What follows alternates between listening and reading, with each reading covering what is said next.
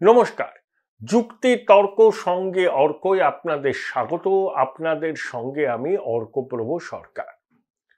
কংগ্রেসের rootless wonder কিছু নেতা কার্যত কাকুতি মিনতি করছেন মমতা বন্দ্যোপাধ্যায়ের প্রতি যে দিদি দয়া করে কংগ্রেসের সাথে আসন সমঝোতা করুন। তার মধ্যে সর্বজ্ঞ জয়রাম রমেশ, সুপ্রিয়া সেনেট এরা সব আছেন। জয়রাম রমেশ তো কার্যত পায়ে পড়ে যাওয়া বাকি আছে মমতা বন্দ্যোপাধ্যায়, কিরকম কাকুতি মিনতি করছেন। আর সম্পূর্ণ বিপ্রতীপে রয়েছেন অধীর চৌধুরী সহ প্রদেশের নেতারা। ইডি সিবিআই এর তদন্ত নিয়ে জয়রাম রমেশের বক্তব্য, এখানে তৃণমূল ভিকটিম হচ্ছে ইডি সিবিআই তদন্তে, কেন্দ্রীয় সরকারের প্রতিহিংসা।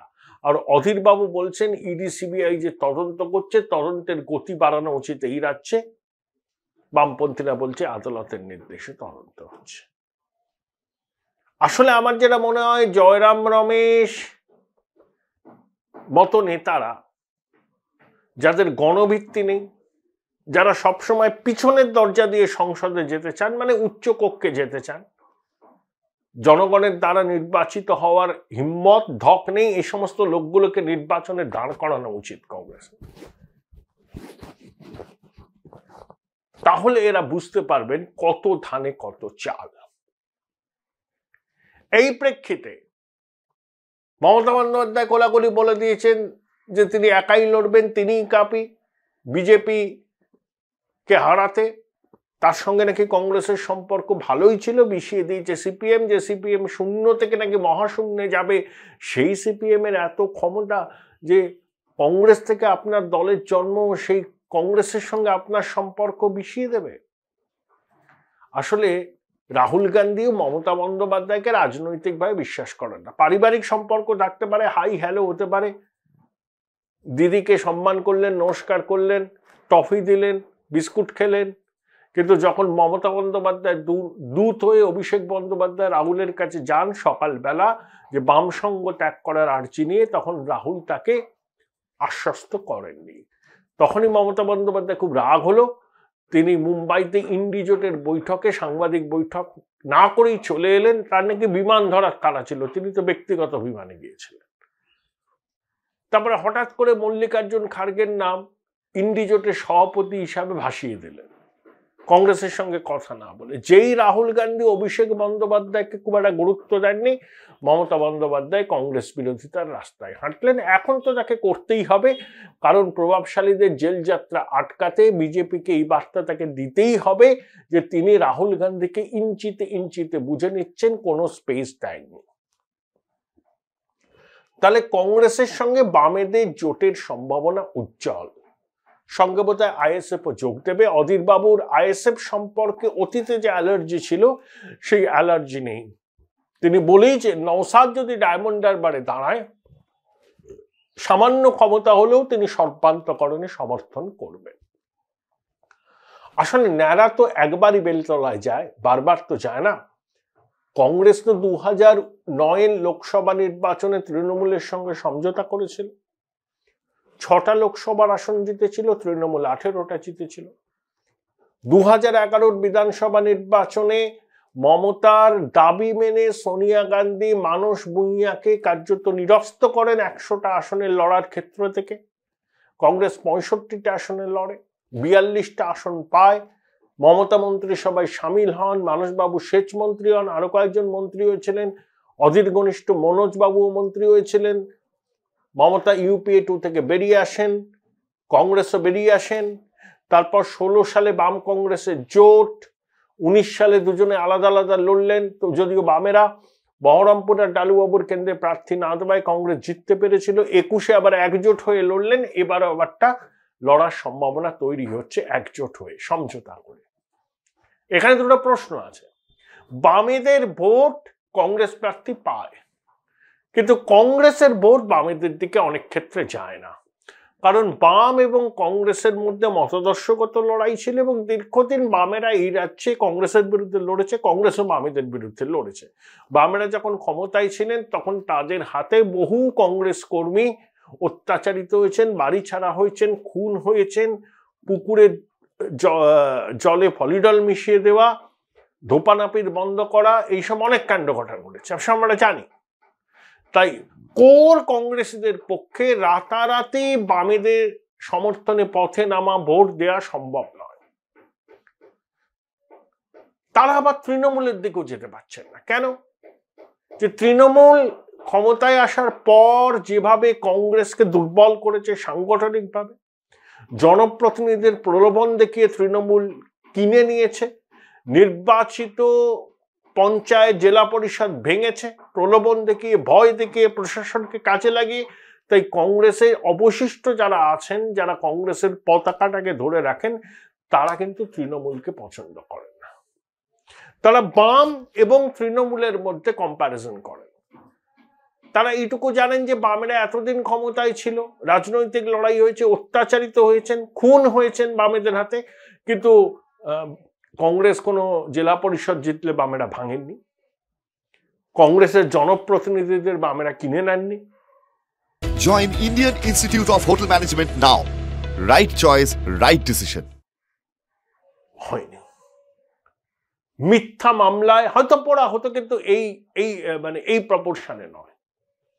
কংগ্রেসের কোর লোকজন একটা দুবিধায় আছেন। বামেদের সঙ্গে তাদের অতীতের রাজনৈতিক যুদ্ধ, সেই তিক্ততা তারা পুরোটা মুছে ফেলতে পারেননি।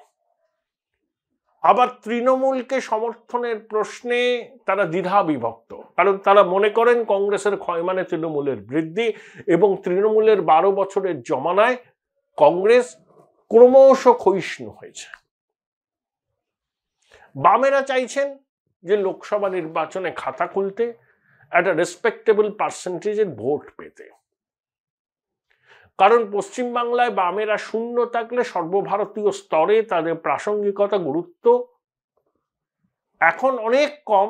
এরপরেও যদি 2019 আর 21-এর ফলাফলের পুনরাবৃত্তি হয়, তাহলে বামেদের প্রাসঙ্গিকতা সর্বভারতীয় স্তরে থাকবেই না। তখন সীতারাম ইয়েচুরিকে আর ওই ধর্মনিরপেক্ষ জোটের বৈঠকে কজন ডাকবেন, বা ডাকলেও কতটা গুরুত্ব দেবেন, তা নিয়ে প্রশ্ন আছে। তাই বামেরা মরিয়া, অধীরবাবুও মরিয়া, কারণ অধীরবাবুকে জিততে হবে।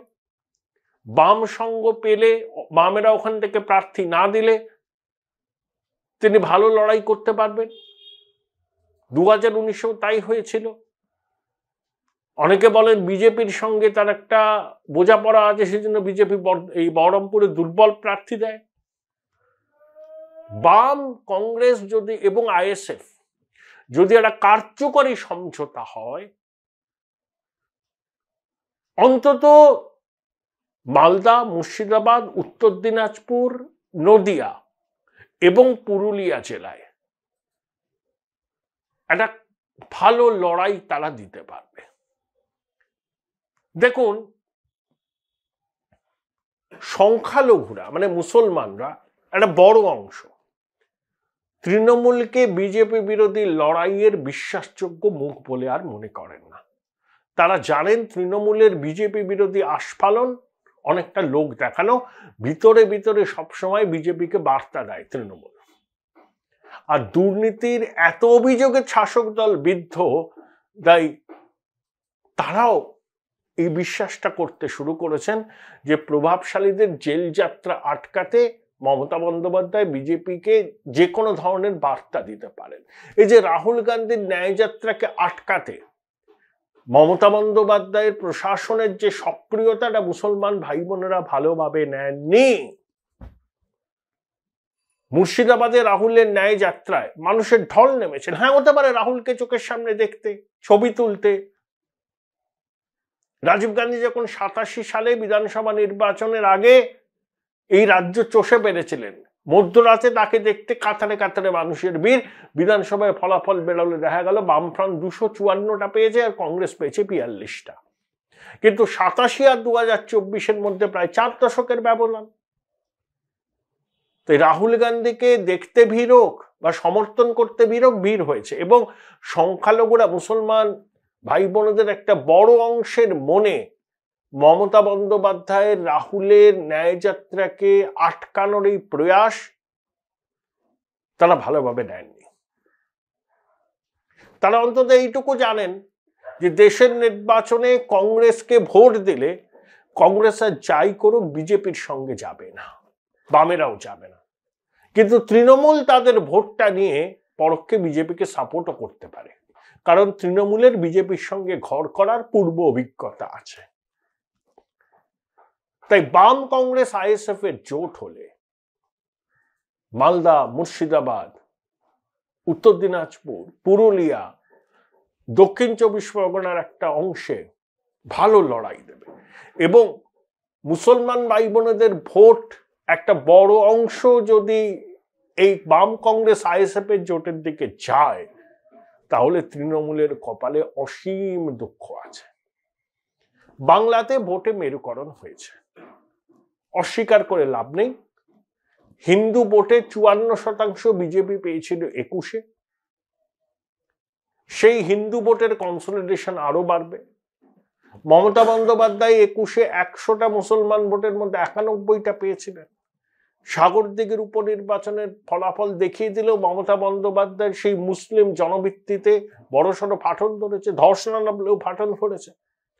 আবার কংগ্রেস, বাম এবং আইএসএফ একসঙ্গে লোকসভা নির্বাচনে সমঝোতা করে লড়লে মুসলমানদের একটা বড় অংশ বিজেপির বিরুদ্ধে তাদের বিশ্বাসযোগ্য বিকল্প হিসাবে গ্রহণ করতে পারে।